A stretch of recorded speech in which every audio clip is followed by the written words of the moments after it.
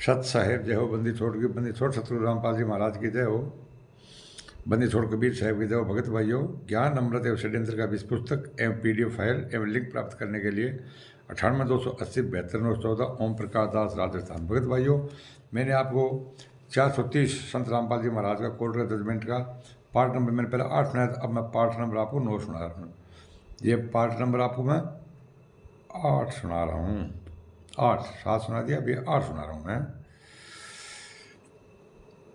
न्यायालय ने रजनी की मृत्यु का दोषी संत रामपाल जी महाराज एवं अन्य को इस कारण से भी सिद्ध हुआ कि अभियुक्तगणों की तरफ से किसी भी साक्ष्य द्वारा यह साबित नहीं किया गया कि रजनी की मृत्यु अभियुक्तों के षड्यंत्र का परिणाम नहीं है या निर्दोष औरतों की दुर्भाग्यवश मृत्यु हो गई। अतः परिस्थिति में साक्ष्य कोई न्याय के आधार पर बनाया। न्यायालय ने जो दोषी साबित करने का पर्याप्त साक्ष्य अभिलेख पर उपलब्ध है, क्योंकि अभियुक्त का यह षड्यंत्र ही था कि संत रामपाल महाराज के विरुद्ध जारी वारंट को निष्पादन होने या करने से रोकना। न्यायालय ने न्याय को इस दलील पर नहीं बनाया जा सकता कि एक निर्दोष को सजा देने से बेहतर है कि 100 दोषियों को छोड़ना पड़े तो छोड़ दिया जाए। दोषियों को छोड़ देना कानून के अनुसार न्याय नहीं है। एक न्यायाधीश केवल यह देखने के लिए नहीं होता कि किसी निर्दोष व्यक्ति को दंडित नहीं हो, बल्कि यह भी देखना होता है कि एक भी दोषी व्यक्ति बच ना पाए। दोनों सार्वजनिक कर्तव्य है। एक न्यायाधीश के लिए उपरोक्त तथ्यों के अलावा इसके अपराध संबंधित अभिलेख पर साक्ष्य उपलब्ध है कि ऐसा अपराध अभियुक्तों के आश्रम के भीतर होता है, और ऐसी परिस्थिति में अभियुक्तों के पास समय और अपनी पसंद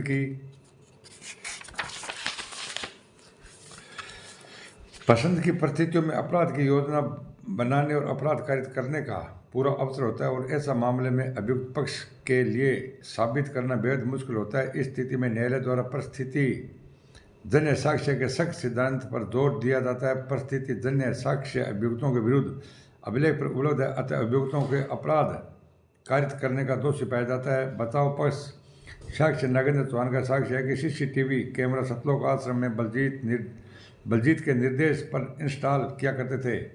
बलजीत जो FIR नंबर 428 देशद्रोह मुकदमा है उस पर 2014 से अभियुक्त है, और वे संत रामपाल जी के कट्टर अनुयायी में से एक है। इसलिए उनके निर्देश पर सीसीटीवी कैमरे का इंस्टॉल करना पारदर्शी रूप से नहीं किया नहीं कहीं जा सकेगी, अतः इसका साक्ष्य बचाव के रूप में नहीं है।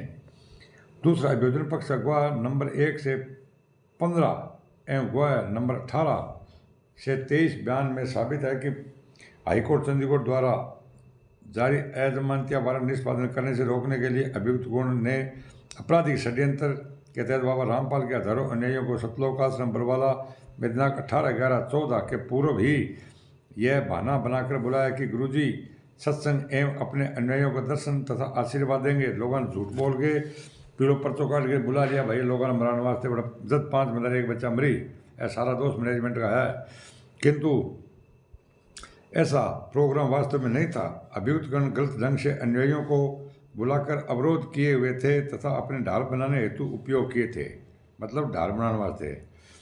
पुरुष जब आश्रम को घेरी और अनुयायियों को निकलना चाह रहे थे तो आश्रम से अभियुक्तगण ने पेट्रोल बम एवं चिल्ली बम फेंकना प्रारंभ कर दिया, जिसकी वजह से जो व्यक्ति आश्रम में गेट के बाहर नज़दीक में खड़े थे जख्मी हो गए, जिसमें 4 औरत और 1 बच्चे के साथ रजनी की भी मृत्यु हो गई। इसी तरह न्यायालय ने पाया कि सभी अभियुक्तों के विरुद्ध अभियोजन पक्ष ने आरोप साबित करने में सफल हुआ।